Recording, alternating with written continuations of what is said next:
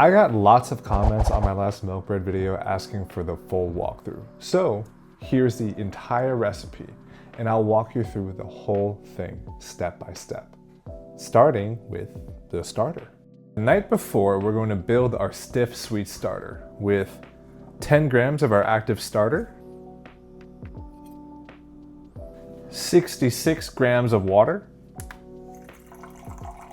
15 grams of honey. Now I like to stir the starter, the water, and the honey together before I add the flour in to make sure the starter is as mixed into the water as much as possible. Now I'll go in with my 110 grams of bread flour. Then we're gonna stir it together.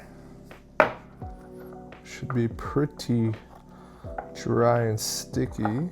Now I'm gonna mark the starting level with a rubber band so in the morning I know how much it's increased in volume. Just like that. So I'm gonna leave this out on my counter overnight.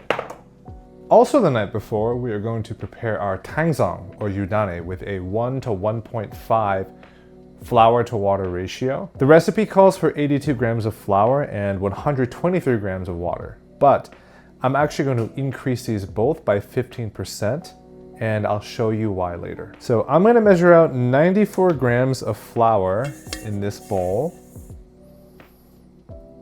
Then I'm gonna pour 141 grams of boiling water from my kettle into the bowl. Then I'm gonna mix this with a spatula while the bottom of my bowl is partially covered in simmering water. This is to make sure the temperature stays hot and the flour gets gelatinized as much as possible. We're gonna mix this until we see no dry spots. Then I'll let this cool for a bit before I measure out my 205 grams of Tangzhong total, since that's what the original recipe called for. So the reason I increase the ingredients by 15% is to add a buffer so that we don't have to scrape the bottom of the bowl to make our 205 grams. This is an especially useful tactic if you're making Tangzhong for multiple recipes at the same time, like I am now. The Tangzhong shouldn't be too sticky if done properly. You should be able to grab it from the bowl and not have it stick to your hands. It's about 10 p.m. now, so I'll see you in 12 hours to see how our starter is doing. It is 10 a.m. Our starter has doubled, so we are ready to start building the main dough.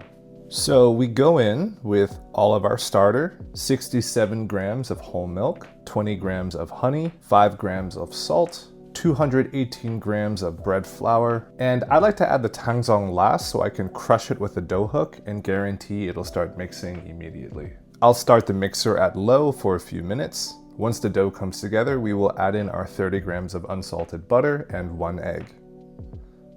Then we're gonna increase the mixer speed a bit. For my mixer, I go with the 4-speed, and we're gonna let this run for about 10 minutes until we pass the window pane test. Now we're gonna take our dough out and let it bulk ferment.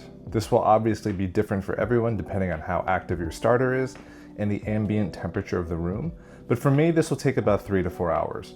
I'm not looking for a doubling in volume here. I'm actually gonna be looking for maybe a 30 to 50% increase in volume. An optional step here is to do some gentle stretch and folds with your hands like I'm doing here. You can do this every 30 to 40 minutes to help the gluten develop if it feels a bit loose. Mine feels okay, so I'm just gonna let this ride for 3 to 4 hours and see if it even makes a difference. Once it's done with bulk fermentation, you're gonna wanna punch down the dough and get as much air out of the dough as possible. I actually forgot to do this now, but it's not a big deal because you're gonna just make sure you get all the air bubbles out when you're rolling out your dough. This is a very important step to make your second and final proof as large as possible, so make sure to get as many air bubbles out as you can. Now I'm gonna weigh the dough so that I can cut it in 2 halves for shaping. I'm gonna let the halves bench rest here while I lightly coat the inside of the loaf pan with butter so that it doesn't get stuck to the pan. For shaping, we're gonna roll it out into a rectangle shape.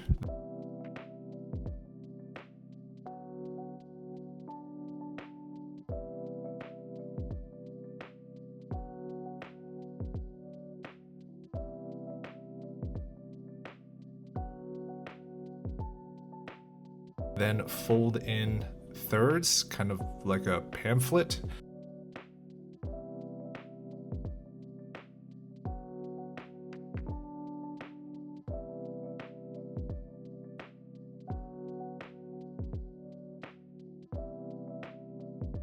and pinch it closed, and we're gonna roll it out again into a log shape.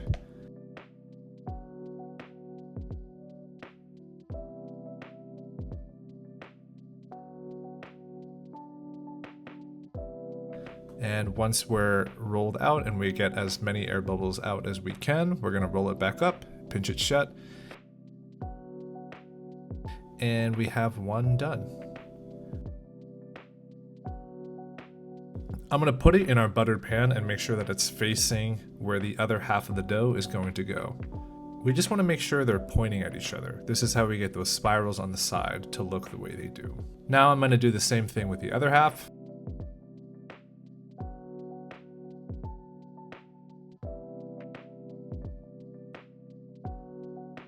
And now we cover it with the lid and let it proof until it's time to bake. We want to make sure the dough is pretty much kissing the lid. That's how we know the final proof is done. You can probably stop it a little before this, but I like to be extra sure that we're guaranteed that nice box shape. Preheat your oven to 375 degrees Fahrenheit. Once it's preheated, we'll throw it in for 40 to 45 minutes or until golden brown. I'll usually just check it once at 40 minutes by peeling back the lid to check the color. Once it's a color we want, we pop it out onto a wire rack to rest for at least an hour, hour and a half. And that's it.